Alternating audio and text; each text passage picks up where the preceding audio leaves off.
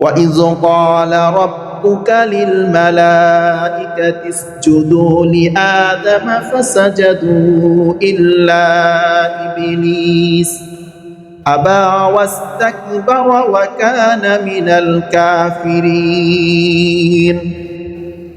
আল্লাহ পাক রব্বুল আলামিন বাবা আদম আলাইহিস সালাতু ওয়াস সালামকে সৃষ্টি করার পর সকল ফেরেশতাদেরকে আদেশ করলেন, উসজুদু লি আদম, তোমরা আদমকে সিজদা করো।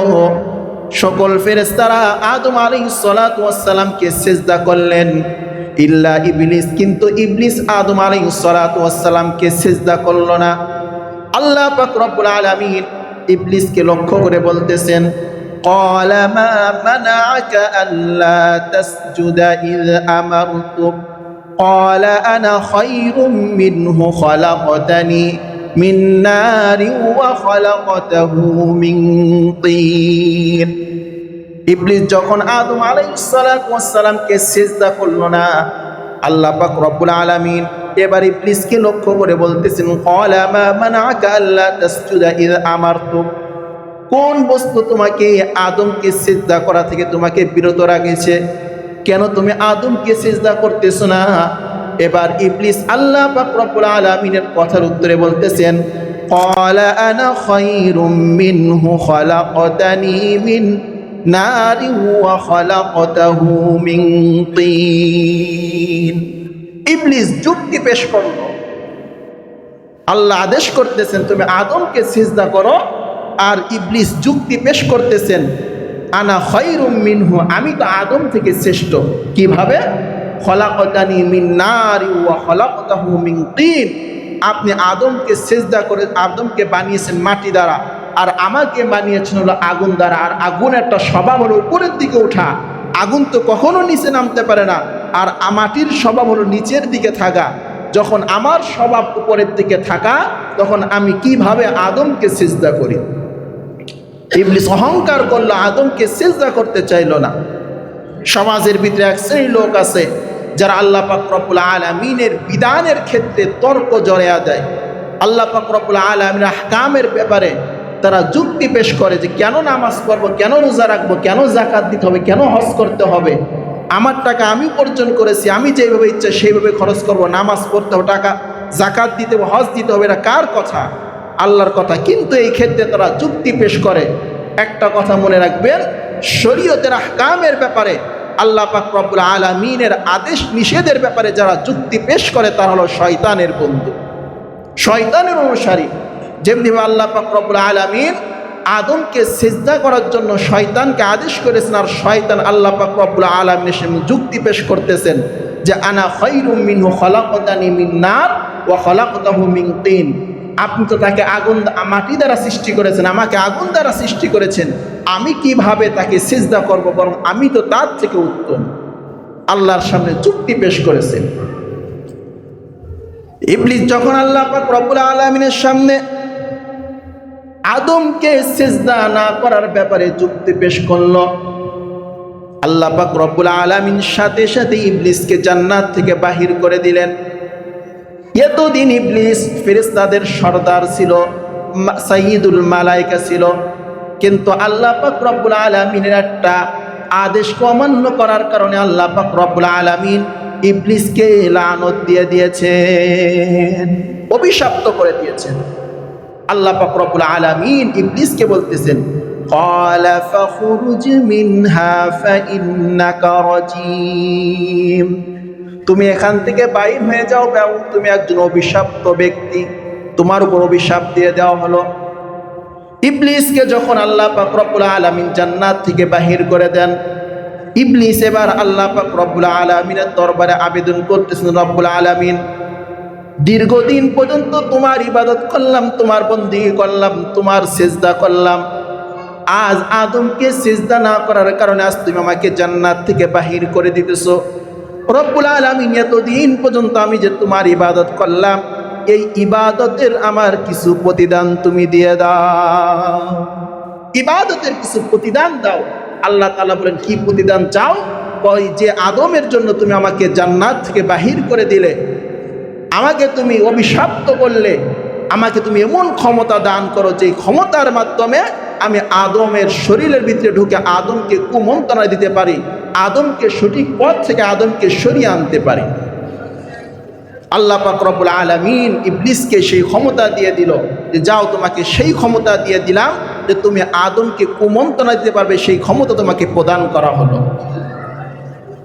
ইবলিস এই ক্ষমতা পাওয়ার পর ইবলিস মানুষকে ধোঁকা দিতেছেন। কিভাবে ধোঁকা দেয়?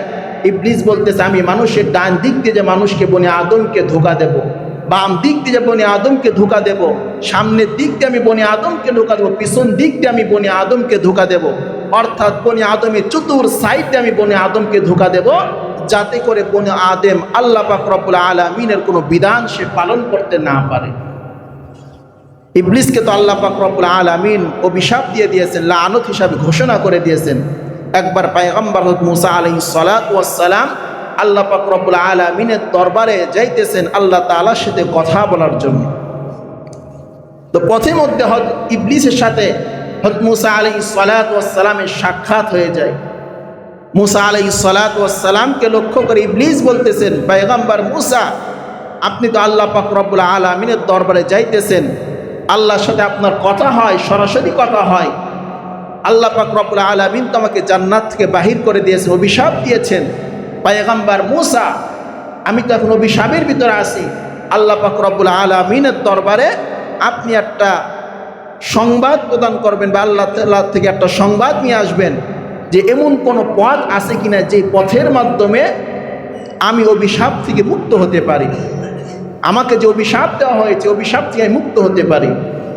পয়গম্বর মুসা আলাইহিস সালাতু ওয়াস সালাম চিন্তা করলেন বিষয়টা তো ভালোই, ইবলিস যদি অভিশাপ থেকে মুক্ত হয়ে যায়, তওবা করে ফেলে, তাহলে দুনিয়ার ভিতরে আর কোনো মানুষ শয়তানের ধোঁকার ভিতরে পড়বে না, সবাই আল্লাহর ইবাদতের ভিতরে লিপ্ত হবে।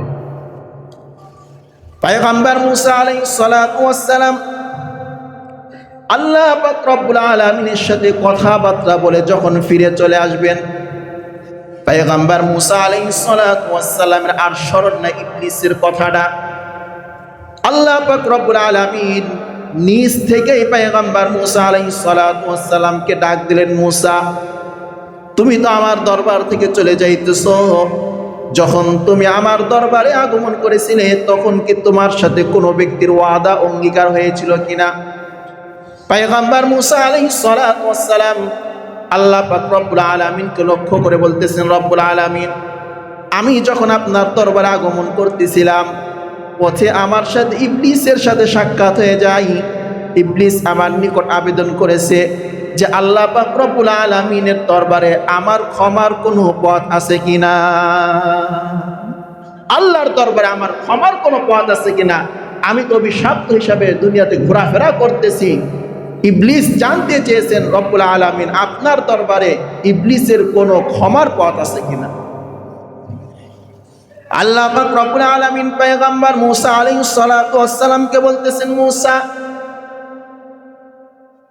ইবলিসের ক্ষমার পথ আছে, সেটা হলো আমি আদমকে সৃষ্টি করার পরে আমি ইবলিসকে আদেশ করেছিলাম আদমকে সিজদা করার জন্য। আদমকে সিজদা না করার কারণে ইবলিসকে আমি অভিশপ্ত করেছি। এখন তো আদম জীবিত নাই, এখন যদি আদমের কবরের নিকট যে সিজদা করে তাও আমি ইবলিসকে মাফ করে দিব, তাও ইবলিসকে মাফ করে দিব। যদি আদমের কবরের নিকটে যে সিজদা করে ইবলিসকে মাফ করে দিব। পয়গম্বর মুসা আলাইহিস সালাতু ওয়াস সালাম ইবলিসের নিকট আগমন করে যখন এই সংবাদটা প্রদান করলেন যে আল্লাহ পাক রব্বুল আলামিন তোমার তো একটা মাফের ব্যবস্থা রেখে দিয়েছেন, সেটা হলো তুমি তো আদমকে সিজদা না করার কারণে তোমাকে জান্নাত থেকে বাহির করে দেওয়া হয়েছে, অভিশাপ দেওয়া হয়েছে। আল্লাহ পাক রব্বুল আলামিন বলতেছেন এখন যদি আদমের কবরের নিকটে যে তুমি সিজদা করো তাহলে এর কারণেই আল্লাহ পাক রব্বুল আলামিন তোমাকে মাফ করে দিবেন। ইবলিস মুসা আলাইহিস সালাতু ওয়াস সালাম থেকে এই কথা শ্রবণ করার পর পয়গম্বর মুসা আলাইহিস সালাতু ওয়াস সালামকে লক্ষ্য করে বলতেছেন, পয়গম্বর মুসা, যে আদমকে আমি জীবিত থাকা অবস্থায় সিজদা করি নাই, ওই আদমকে মৃত্যুর পরে আমি কিভাবে সিজদা করব? জীবিত থাকা অবস্থায় আমি আদমকে সিজদা করি নাই, এখন মরে গেছে, সে আদমকে আমি কিভাবে সিজদা করব? আদমকে তো আর সিজদা করতে পারি না। দেখেন, ইবলিস মৃত ব্যক্তিকে সিজদা করতে চায় না, কিন্তু আমাদের সমাজের ভিতরে এমন কিছু ব্যক্তি আছে যারা ইবলিস থেকে আরো বেশি শয়তান। ইবলিস তো মৃত ব্যক্তিকে সিজদা করতে চাইতেছে না, এবং ওই ব্যক্তিকে সিজদা করলে ইবলিসের অপরাধ মাফ হয়ে যাবে। কিন্তু আমাদের সমাজের ভিতরে এমন কিছু ব্যক্তি আছে যারা মৃত ব্যক্তিদের সিজদা করে, মাজারে যে মৃত ব্যক্তিদের সিজদা করে, অথচ আল্লাহ পাক রব্বুল আলামিন মাজার যে মৃত ব্যক্তিদের সিজদা করে এটা মানুষের জন্য হারাম করে দিয়েছেন। বরং সিজদা হবে একমাত্র আল্লাহ তাআলার জন্য। দুনিয়ার ভিতরে কোনো মানুষ কোনো মাজার যে সিজদা দিতে পারবে না, বরং কেউ যদি সিজদা দেয় তাহলে তার জীবনের সকল আমল নষ্ট হয়ে যাবে, সে শিরিকের গুনাহের ভিতরে লিপ্ত হয়ে যাবে। আর যে শিরিক করবে আল্লাহ পাক রব্বুল আলামিন তার জন্য জাহান্নাম নির্ধারণ করে রেখেছেন।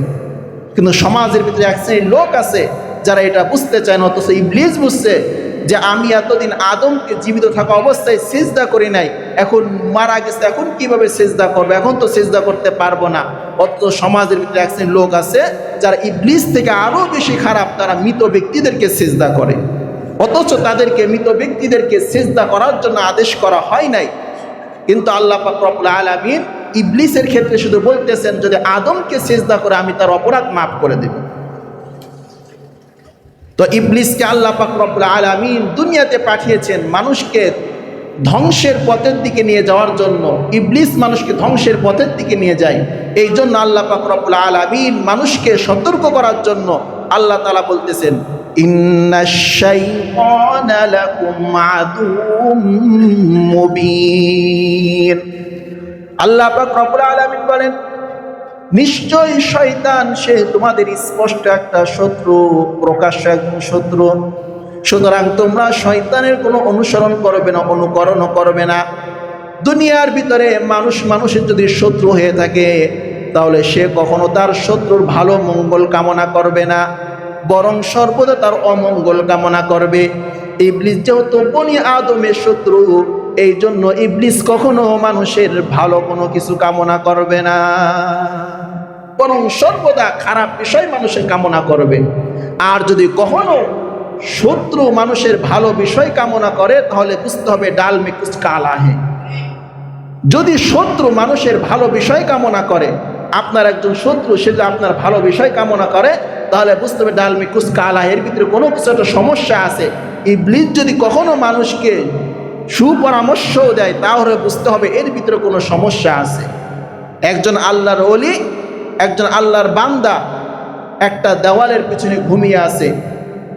হঠাৎ করে একজন ব্যক্তি এসে ওই ব্যক্তিকে ডাক দিয়ে তুলতেছেন, ভাই আপনি এখানে ঘুমিয়ে আছেন, আপনি এখান থেকে উঠে যান, তার কারণ হলো এই দেওয়ালটা কিছুক্ষণের ভিতরে ভেঙে পড়ে যাবে। তো আল্লাহর বান্দা যখন ঘুম থেকে জাগ্রত হলো, তার কথা মতো উঠে গেল, একটু পরে দেখলেন যে ঠিকই দেওয়ালটা ভেঙে পড়ে গেছে। এখন ওই ঘুমান্ত ব্যক্তি, যে ব্যক্তি তাকে বলতেছেন, ঘুমান্ত ব্যক্তি তাকে বলতেছেন, ভাই আপনি আমাকে কত বড় উপকার করলেন, এই দেওয়ালের নিচে আমি শুয়েছিলাম, এখন যদি আমি দেওয়ালের নিচ থেকে না উঠতাম, আপনার কথা না শুনতাম, তাহলে দেওয়ালের চাপা পড়ে আমি মারা যেতাম। আপনি আমাকে কত বড় উপকার করলেন, আপনার তো কৃতজ্ঞতা আদায় করে শেষ করতে পারবো না। এখন ওই ব্যক্তি বলতেছেন, আপনি তো আমার কৃতজ্ঞতা আদায় করতেছেন, কিন্তু আমি তো আপনার অনেক বড় একটা ক্ষতি করে ফেলেছি। কিভাবে ক্ষতি করলেন? এইভাবে ক্ষতি করে, সেটা হলো আপনি দেওয়ালের নিচে ঘুমিয়েছিলেন, দেওয়ালটা যদি ভেঙে পড়তো আপনার উপরে, আপনি যদি মারা যেতেন তাহলে আপনার মৃত্যুটা শহীদের মৃত্যু হয়ে যেত, আপনাকে শহীদের মর্যাদা দেওয়া হতো। কিন্তু আমি চাই না যে আপনার মর্যাদা শহীদের মর্যাদা হোক, এই জন্য আমি আপনাকে জাগ্রত করে উঠাইয়ে ফেলেছি। এখন ওই ঘুমান্ত ব্যক্তি তাকে লক্ষ্য করে বলতেছেন, ভাই আপনার পরিচয়টা কি? সে বলতেছে, আমি হলাম শয়তান, আমি চাই না যে আপনার মর্যাদা শহীদের মর্যাদায় চলে যাক, এই জন্য আমি আপনাকে ঘুম থেকে জাগ্রত করে ফেলেছি। তো শয়তানও যদি মানুষকে সুপরামর্শ দেয় তাহলে বুঝতে হবে এর ভিতরে কোনো সমস্যা লুকিয়ে আছে। কারণ শয়তান কখনো মানুষের কল্যাণ চায় না, বরং শয়তান সর্বদা মানুষের অকল্যাণ চায়। শয়তান মানুষের কি পরিমাণ অকল্যাণ চায়, কি ধরনের অকল্যাণ চায়, আল্লাহ পাক রব্বুল আলামিন কোরআনুল কারীমের ভিতরে শয়তানের অকল্যাণের ব্যাপারে আল্লাহ তাআলা বলতেছেন, আশ-শাইতানু ইয়াইদুকুমুল ফাকরা ওয়া ইয়া'মুরুকুম বিল ফাহশা আল্লাহ পাক রব্বুল আলামিন দুনিয়ার মানুষকে লক্ষ্য করে বলতেছেন, তোমাদের চির দুশ্মন, স্পষ্ট দুশ্মন, প্রকাশ্য দুশ্মন হলো শয়তান। আর এই শয়তান তোমাদের কি পরিমাণ কল্যাণ চায় তোমরা কি জানো? আল্লাহ তাআলা বলেন, আশ-শাইতানু ইয়াইদুকুমুল ফাকরা ওয়া ইয়া'মুরুকুম বিল ফাহশা। শয়তান তোমাদেরকে দারিদ্রতার ভয় দেখায় এবং শয়তান তোমাদেরকে গুনাহের দিকে আহ্বান করে। দারিদ্রতার ভয় দেখায় এবং গুনাহের দিকে আহ্বান করে। দারিদ্রতার ভয় কিভাবে দেখায়? আপনার পকেটে 100 টাকা আছে, আপনি মন চাইতেছে মসজিদে 50টা টাকা দান করতে, শয়তান আপনার অন্তরের ভিতরে কুমন্ত্রণা দিতে আরম্ভ করে দিয়েছে, তুমি যদি এখন 50 টাকা মসজিদে দিয়ে দাও, তাহলে মসজিদ থেকে যখন বাইর হবে তরকারির যেই পরিমাণ দাম, তেলের যেই পরিমাণ দাম, তুমি তো তেলও কিনতে পারবে না, তরকারিও কিনতে পারবে না। আজ হলো শবে বরাতের দিন, আগামীকাল শবে বরাত, শবে বরাতের জন্য ভালো কোনো খাবারও তুমি ক্রয় করতে পারবে না। এই জন্য 50 টাকা তোমার মসজিদে যাওয়ার দরকার নেই, 100 টাকা আছে, 100 টাকা তোমার পকেটে রেখে দাও, তোমার মসজিদে দান করার কোনো প্রয়োজন নেই। এইভাবে শয়তান মানুষকে দারিদ্রতার দিকে ভয় দেখায়। আল্লাহ তাআলা বলতেছেন, আশ-শাইতানু ইয়াইদুকুমুল ফাকরা, যে শয়তান তোমাদেরকে দারিদ্রতার দিকে আহ্বান করে। আর কি করে? ওয়া ইয়া'মুরুকুম বিল ফাহশা। আল্লাহ পাক রব্বুল আলামিন বলেন, শয়তান তোমাদেরকে অশ্লীলতার দিকে আহ্বান করে, গুনাহের দিকে আহ্বান করে। আল্লাহ পাক রব্বুল আলামিন বলেন, শয়তান তোমাদেরকে গুনাহের দিকে আহ্বান করতেছে, অশ্লীলতার দিকে আহ্বান করতেছে, বেহায়াপনার দিকে আহ্বান করে শয়তান। এমনকি 14ই ফেব্রুয়ারি ভালোবাসা বিশ্ব বেহায়াপনা দিবসের দিকেও শয়তান আহ্বান করে থাকে। 14ই ফেব্রুয়ারি ভালোবাসা দিবস, যেটাকে নাম দেওয়া হয়েছে, এটাকে ভালোবাসা দিবস না বরং বিশ্ব বেহায়াপনার দিবস হিসাবে নাম দেওয়া দরকার ছিল। কারণ 14ই ফেব্রুয়ারিতে সমাজের অসংখ্য যুবক যুবতীরা ভালোবাসা প্রকাশ করার জন্য এমন কাজের ভিতরে লিপ্ত হয়ে পড়ে যেটা ইসলাম নিষিদ্ধ করে দিয়েছে, জিনাহের ভিতরে লিপ্ত হয়ে পড়ে। অথচ আল্লাহ সুবহানাহু ওয়া তাআলা কুরআনুল কারীমের ভিতরে বলতেছেন, ওয়ালা তাকরাবুজ জিনা, যে তোমরা জিনাহের নিকটবর্তী হবে না। জিনাহ যে সকল কাজের মাধ্যমে সংগঠিত হয়, আল্লাহ তাআলা বলতেছেন ওই সকল কাজের নিকটবর্তী তোমরা হও না। অথচ 14ই ফেব্রুয়ারিতে ভালোবাসা প্রকাশ করার জন্য যুবক যুবতী জিনা নামক মারাত্মক গুনাহের ভিতরে লিপ্ত হয়ে পড়ে। সমাজের ভিতরে এই 14ই ফেব্রুয়ারিটা একটা মারাত্মক একটা রূপ ধারণ করেছে। অথচ 14ই ফেব্রুয়ারি এটা ইসলামের সাথে এর সাথে কোনো সম্পর্ক নেই, বরং 14ই ফেব্রুয়ারির ইতিহাস যদি আপনি ঘাটেন, দেখবেন এটা খ্রিস্টানদের থেকে এটা এসেছে। এটা খ্রিস্টানদের একটা কালচার, খ্রিস্টানদের একটা ঐতিহ্য। 14ই ফেব্রুয়ারি এর সাথে মুসলমানদের কোনো কালচার নেই, মুসলমানদের সাথে কোনো সম্পর্ক নেই। 14ই ফেব্রুয়ারিকে বলা হয় ভালোবাসার দিবস, বিশ্ব ভালোবাসার দিবস। অথচ ইসলাম একটা দিনের সাথে ভালোবাসাটাকে সম্পৃক্ত করে নাই, যে সারা বছরের ভিতরে একটা দিন, এই দিনটাকে তোমরা ভালোবাসার জন্য নির্ধারণ করবে এবং তোমাদের মনে প্রাণে যত ভালোবাসা আছে সব ভালোবাসা উজাড় করে দিবে এই 14ই ফেব্রুয়ারি বা কোনো একটা দিনে। ইসলাম এরকম বলেন নাই, বরং ইসলাম বলতেছে ভালোবাসা তুমি সর্বদা প্রকাশ করতে পারবে। সর্বদার জন্য ইসলাম ভালোবাসা প্রকাশ করার জন্য আদেশ করেছেন। 14ই ফেব্রুয়ারিতে যুবক যুবতীরা যেইভাবে একে অপরের প্রতি ভালোবাসা প্রকাশ করে, ভালোবাসার নজরে তাকায়, ভালোবাসা জাহের করে, ভালোবাসা প্রকাশ করতে যে যুবক যুবতীর পেছনে টাকা পয়সা খরচ করতেছে, ফুল দিতেছে, গোলাপ দিতেছে, মিষ্টি খাওয়াইতেছে, বিভিন্ন পার্কে ঘুরতে নিয়ে যাইতেছে, ভালোবাসা প্রকাশ করতেছে। ইসলাম বলতেছেন এই ভালোবাসা যদি তোমার পিতামাতার প্রতি তুমি ব্যবহার করো, পিতামাতার প্রতি দাও, তাহলে প্রত্যেকটা ভালোবাসার বিনিময়ে আল্লাহ পাক রব্বুল আলামিন তোমার আমলনামার ভিতরে কবুল হজের সওয়াব দান করবেন। রাসূল আকরাম সাল্লাল্লাহু আলাইহি ওয়াসাল্লাম সাহাবায়ে কেরামের সামনে বর্ণনা করতেছেন, আল্লাহ রাসূল বলেন, কোনো ব্যক্তি যদি তার পিতামাতার প্রতি মায়া মমতার দৃষ্টিতে, ভালোবাসার দৃষ্টিতে তাকায়, এই তাকানোর কারণে আল্লাহ পাক রব্বুল আলামিন তার আমলনামার ভিতরে একটা কবুল হজের সওয়াব দান করবেন। একজন সাহাবী আল্লাহ রাসূলকে প্রশ্ন করতেছেন, ইয়া রাসূলুল্লাহ, একবার দৃষ্টিপাত করলে যদি আল্লাহ তাআলা একটা কবুল হজের সওয়াব দান করেন, তাহলে যদি কোনো ব্যক্তি দুইবার দৃষ্টিপাত করে তাহলে তার আমলনামার ভিতরে কি দুইটা কবুল হজের সওয়াব দেওয়া হবে কিনা? আল্লাহর রাসূল বলেন হ্যাঁ, যদি দুইবার তাকায় তাহলে দুইবার কবুল হজের সওয়াব দেওয়া হবে। এরপর সাহাবী বলতেছেন ইয়া রাসূলুল্লাহ, তৃতীয়বার তাকাইলে তৃতীয়বার কি কবুল হজের সওয়াব দেওয়া হবে কিনা? আল্লাহর পয়গম্বর বলতেছেন হ্যাঁ, তৃতীয়বার যদি তুমি তাকাও তাহলে তৃতীয়বারও কবুল হজের সওয়াব দেওয়া হবে। এরপর আল্লাহ রাসূল বলেন বান্দা যতবার তার পিতা মাতার প্রতি ভালোবাসা মুহাব্বতের দৃষ্টিতে তাকাবে, আল্লাহ পাক রব্বুল আলামিন প্রত্যেকটা নজরের কারণে তার আমলনামার ভিতরে কবুল হজের সওয়াব দান করবেন। কবুল হজের সওয়াব দান করবেন পিতা মাতার প্রতি ভালো নজর দিলে, ভালোবাসার দৃষ্টিতে তাকালে।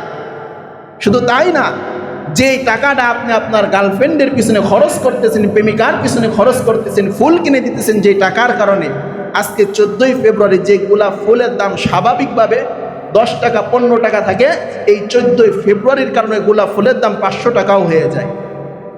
যেই টাকা খরচ করে আপনি আপনার ভালোবাসা প্রকাশ করতেছেন, অবৈধ ভালোবাসা প্রকাশ করতেছেন, ওই টাকা খরচ করে যে আপনি আপনার পিতা মাতার জন্য কোনো খাবার নিয়ে যান, তার আল্লাহ পাক রব্বুল আলামিন আপনার আয় রোজগারের ভিতরে বরকত দান করবে। কিন্তু আপনি যে আপনার প্রেমিকার পিছনে টাকা খরচ করতেছেন, এর জন্য আল্লাহ তাআলা আপনার আয় রোজগারের ভিতরে বরকত দান করবে না। শুধু তাই না, অনেক সময় দেখা যায় বিবাহিত পুরুষরাও 14ই ফেব্রুয়ারি পালন করে পরকীয়ার মাধ্যমে। ঘরের ভিতরে একটা সুন্দরী বউ আছে, বউ থাকার পরেও ঘরের বউটাকে ভালো লাগে না, এই জন্য 14ই ফেব্রুয়ারি আরেকটা মহিলার হাত ধরে তার সাথে ভালোবাসা প্রকাশ করে। অথচ আল্লাহ রাসূল সাল্লাল্লাহু আলাইহি ওয়াসাল্লাম বলেন, কোনো বান্দা যদি, কোনো ব্যক্তি যদি নিজের পরিবারের জন্য কোনো খরচ করে, এই খরচটা আল্লাহ পাক রব্বুল আলামিন সদকার আমলের ভিতরে নাজিল, সদকার আমল হিসাবে আল্লাহ তাআলা গ্রহণ করে নেবেন। আপনি আপনার পরিবারের একটা টাকা খরচ করবেন, আল্লাহ তাআলা বলতেছেন, আল্লাহ রাসূল বলতেছেন এটা তার সদকা হিসাবে গ্রহণযোগ্য হবে। শুধু তাই না, আল্লাহ রাসূল সাল্লাল্লাহু আলাইহি ওয়াসাল্লাম ভালোবাসার কি পরিমাণ কদর রয়েছে আল্লাহ পাক রব্বুল আলামিনের দরবারে। আল্লাহ রাসূল বলতেছেন, ভালোবেসে মহব্বত করে কোনো স্বামী যদি তার স্ত্রীর মুখের ভিতরে একটা লোকমা খাবার তুলে দেয়, তো এই লোকমা খাবার তুলে দেওয়ার কারণে আল্লাহ পাক রব্বুল আলামিন ওই বান্দার আমলের ভিতরে সদকার সওয়াব দান করবেন।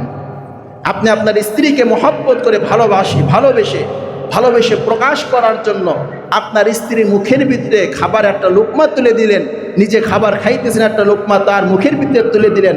আল্লাহ রাসূল সাল্লাল্লাহু আলাইহি ওয়াসাল্লাম বলতেছেন, এর কারণে বান্দার আমল নামে একটা সদকার সওয়াব দিয়ে দেওয়া হবে।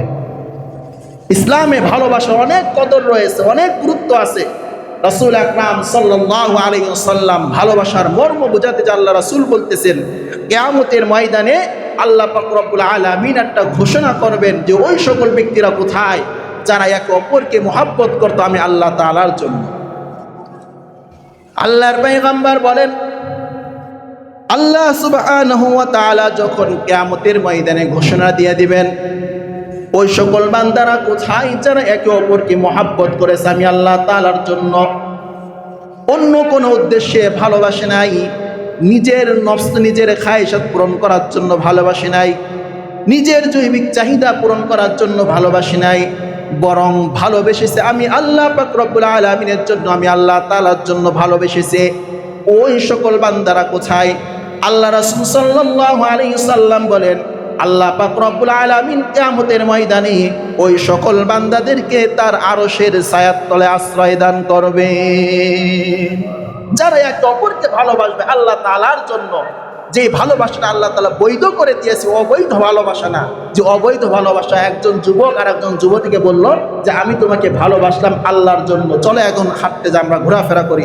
আল্লাহ বলেন, আল্লাহ রাসূল বলেন এই ভালোবাসা না, বরং যে ভালোবাসাটা আল্লাহ তাআলা বৈধ করে দিয়েছেন, একজন মুসলমান আর একজন মুসলমানকে ভালোবাসবে আল্লাহ তাআলার জন্য, এক ভাই আর এক ভাইকে ভালোবাসবে আল্লাহ তাআলার জন্য। আল্লাহ রাসূল বলেন যারা আল্লাহর জন্য ভালোবাসবে আল্লাহ পাক রব্বুল আলামিন কিয়ামতের ময়দানে তাদেরকে আরশের ছায়াতলে আশ্রয় দান করবেন। শুধু তাই না, আল্লাহ রাসূল সাল্লাল্লাহু আলাইহি ওয়াসাল্লাম আরেকটা হাদিসের ভিতরে ইরশাদ করেন, যারা একে অপরকে ভালোবাসে আল্লাহ পাক রব্বুল আলামিনের জন্য, আল্লাহ পাক রব্বুল আলামিন কিয়ামতের ময়দানে তাদেরকে সম্মানজনক স্তরে আল্লাহ তাআলা তাদেরকে আশ্রয় দান করবেন। তাদেরকে আল্লাহ পাক রব্বুল আলামিন সম্মান দান করবেন।